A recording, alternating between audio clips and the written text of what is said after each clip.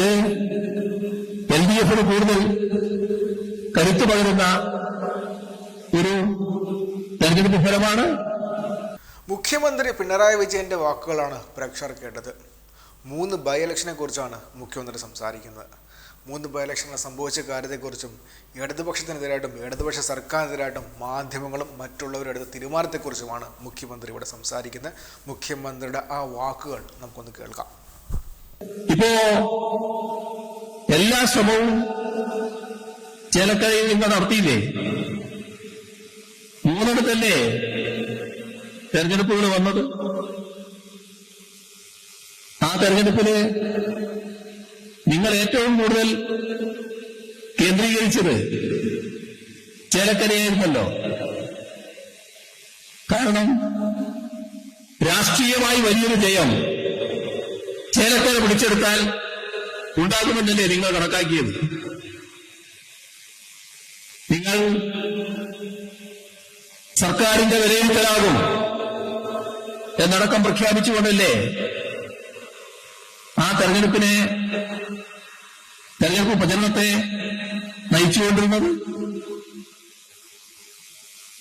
പ്രിയങ്കാ ഗാന്ധി വയനാട്ടിൽ മത്സരിക്കാൻ വന്നപ്പോ അതിന്റേതായ ഓളം ചേലക്കരയിലും ഉണ്ടാക്കാം, അങ്ങനെ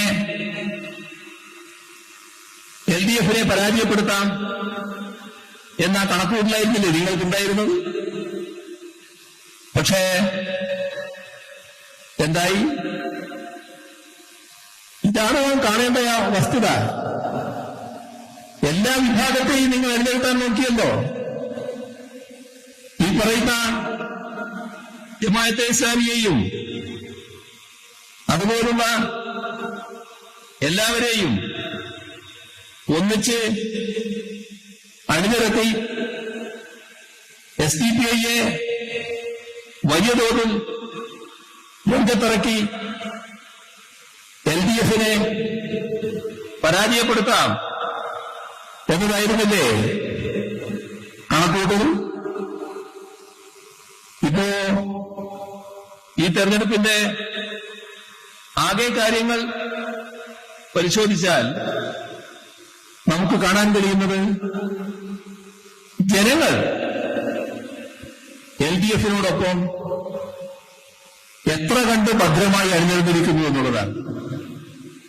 അതിന് ഒരു തരത്തിലുള്ള കോട്ടവും സംഭവിച്ചിട്ടില്ല. ജയപരാജയത്തിന്റെ കാര്യം പറയുമ്പോ കഴിഞ്ഞ തെരഞ്ഞെടുപ്പിൽ തന്നെ നിയമസഭാ തെരഞ്ഞെടുപ്പിന്റെ ഘട്ടത്തില് 3 മണ്ഡലങ്ങളില് LDF 3-ാം സ്ഥാനത്തായിരുന്നു. അത് മഞ്ചേശ്വരത്തും കാസർഗോഡും പാലക്കാടുമായിരുന്നു. ആ പാലക്കാട് സാധാരണഗതിയിൽ ഉപതെരഞ്ഞെടുപ്പ് വരുമ്പോ അവിടെ ഞങ്ങളുടെ നില വല്ലാതെ ഒന്ന് ശോഷിച്ചു പോയാലാണ് ഞങ്ങൾക്ക് വലിയ ക്ഷീണം സംഭവിച്ചു എന്ന് പറയാൻ പറ്റും. പക്ഷേ കാണാൻ നമുക്ക് സാധിക്കുക പാലക്കാട്ട് LDF-ന്റെ വോട്ട് വീതം കുറയല്ല ചെയ്തത്. UDF ജയിച്ചിട്ടുണ്ട്. നേരത്തെ UDF-ആണ് ജയിച്ചത്. കഴിഞ്ഞ കുറച്ചു കാലമായി UDF ജയിക്കുന്ന മണ്ഡലമാണ്. അവിടെ LDF-ന്റെ വോട്ട് വീതം നല്ല നിലയിൽ തന്നെ വർദ്ധിപ്പിക്കാൻ കഴിയും. ഇതാണ് പാലക്കാട് ഉണ്ടായത്. ചേലക്കരയിലോ? ചേലക്കരയിനെ കുറിച്ച് കാണേണ്ടത് ചേലക്കരയിൽ മത്സരിച്ച പ്രധാന സ്ഥാനാർത്ഥികൾ LDF-ന്റെയും UDF-ന്റെയും സ്ഥാനാർത്ഥികൾ. ആ സ്ഥാനാർത്ഥികള് UDF സ്ഥാനാർത്ഥി തൊട്ടു മുന്നിൽ നടന്ന ലോക്സഭാ തെരഞ്ഞെടുപ്പിൽ അവിടെ മത്സരിച്ചതാണ്. ആ മത്സരിച്ച UDF സ്ഥാനാർത്ഥി ഇപ്പോ കഴിഞ്ഞ പാർലമെന്റ് തെരഞ്ഞെടുപ്പിൽ നേടിയ വോട്ട് നേടാൻ കഴിഞ്ഞോ? അവിടെ വോട്ട് കുറയാണ് ചെയ്തത്. സ്ഥാനാർത്ഥി ഒന്ന്, തെരഞ്ഞെടുപ്പ് രണ്ട്. പക്ഷേ ഈ തെരഞ്ഞെടുപ്പിൽ അതേ സ്ഥാനാർത്ഥിക്ക് വോട്ട് കുറയുകയാണ് ചെയ്തത്. അതേസമയം എൽ ഡി എഫിന് നല്ല രീതിയിൽ വോട്ട് വർദ്ധിപ്പിക്കാൻ കഴിഞ്ഞു. കഴിഞ്ഞ ലോക്സഭാ തെരഞ്ഞെടുപ്പുമായി താരതമ്യപ്പെടുത്തിയാൽ നല്ല വർധനവ് നേടാൻ കഴിഞ്ഞു. നല്ല ഭൂരിപക്ഷത്തോടെ വിജയിച്ചു വരാനും എൽ ഡി എഫ് സ്ഥാനാർത്ഥിക്കായി. ഇത് സർക്കാരിന്റെ ഏതെങ്കിലും തരത്തിലുള്ള ജനവിശ്വാസം നഷ്ടപ്പെട്ടതിന്റെ ഭാഗമായാണോ?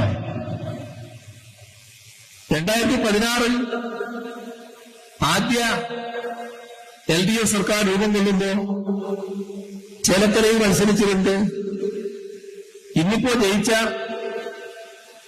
പ്രദീപ് തന്നെയാണ്. അദ്ദേഹത്തിന് ആ തെരഞ്ഞെടുപ്പ് ലഭിച്ചതിനേക്കാളും കൂടുതൽ ഭൂരിപക്ഷം ഈ തെരഞ്ഞെടുപ്പിൽ നേടാൻ കഴിഞ്ഞു എന്നത് നാം കാണേണ്ടതാണ്. അപ്പോ കേരളത്തില് എൽ ഡി എഫിന് നല്ല രീതിയിൽ പിന്തുണ ലഭിച്ചിരിക്കുന്നു എന്നുള്ളത് തന്നെയാണ് കാണാൻ നമുക്ക് സാധിക്കുക. അതേസമയം ബി ജെ പിയെ കുറിച്ച് മഹാശക്തിയാണ് എന്ന് പറഞ്ഞു വരട്ടാൻ ശ്രമിച്ചവരുണ്ടല്ലോ.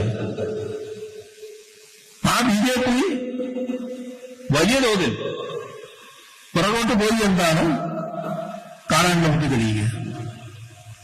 ബി ജെ പിയുടെ പുറകോട്ട് പോക്കിൽ വർഗീയതയോട് ഒരു വിട്ടുവീഴ്ചയും ചെയ്യാതെ എല്ലാ ഘട്ടത്തിലും തത്വാധിഷ്ഠിതമായ സമീപനം സ്വീകരിക്കുന്ന എൽ ഡി എഫിന്റെ സമീപനം ഏറ്റവും പ്രസക്തമായതാണ് എന്താണ് കാണാൻ നമുക്ക് കഴിയുക. ഇതാണ് നമ്മുടെ നാടിന്റെ അവസ്ഥ. എൽ ഡി എഫിനെ വലിയ തോതിൽ തകർക്കാൻ വേണ്ടി നടത്തുന്ന ശ്രമങ്ങളുണ്ട്. മറ്റു ഭാഗങ്ങളെക്കുറിച്ച് പറഞ്ഞതുകൊണ്ട് അതിലേക്ക് ഇപ്പോൾ ഞാൻ കൂടുതലായിട്ട് പോകുന്നില്ല. ഇതിനെല്ലാം തള്ളിക്കൊണ്ട് തന്നെ എൽ ഡി എഫിനെ നല്ല രീതിയിൽ അംഗീകരിക്കുന്ന നിലപാടാണ് പൊതുവെ തെരഞ്ഞെടുപ്പിൽ ഉണ്ടായിട്ടുള്ളത്. വയനാട് നേരത്തെ രാഹുൽ ഗാന്ധി ജയിച്ചു വന്ന മണ്ഡലമാണ്. ഇപ്പോൾ പ്രിയങ്ക ഗാന്ധിക്കും അവിടെ വിജയം നേടാൻ കഴിഞ്ഞു എന്നാണ് ഉണ്ടായിട്ടുള്ള കാര്യം. അപ്പോ എൽ ഡി എഫിന് ഏതെങ്കിലും തരത്തിൽ ക്ഷീണമുണ്ടാക്കുന്ന ഒരു കാര്യവും സംഭവിച്ചില്ല എന്ന് മാത്രമല്ല, ബി ജെ പിക്ക് വലിയ തകർച്ചയുണ്ടായി. എൽ ഡി എഫിന് കൂടുതൽ വോട്ട് നേടിക്കൊണ്ട് വിജയം ഉറപ്പിക്കാൻ ചേലക്കരയിൽ കഴിഞ്ഞു. പാലക്കാട് നേരത്തെ ഉള്ളതിനേക്കാളും കൂടുതൽ വോട്ട് സമ്പാദിക്കാൻ കഴിഞ്ഞു. ബി ജെ പിയുമായുള്ള നേരത്തെ ഉള്ള അകലം അത് നല്ല രീതിയിൽ വോട്ടിന്റെ വ്യത്യാസം കുറച്ചു കൊണ്ടുവരാനും കഴിഞ്ഞു. ഇത് എൽ ഡി എഫിന് കൂടുതൽ കരുത്ത് പകരുന്ന ഒരു തെരഞ്ഞെടുപ്പ് ഫലമാണ്. ഇനി അങ്ങോട്ടുള്ള നാളുകളിൽ നമ്മുടെ നാട്ടിലെ ശക്തമായ നിലപാടുകൾ എടുത്തുകൊണ്ടുള്ള പ്രവർത്തനങ്ങൾ നടക്കേണ്ട ഒരു ഘട്ടമാണ്.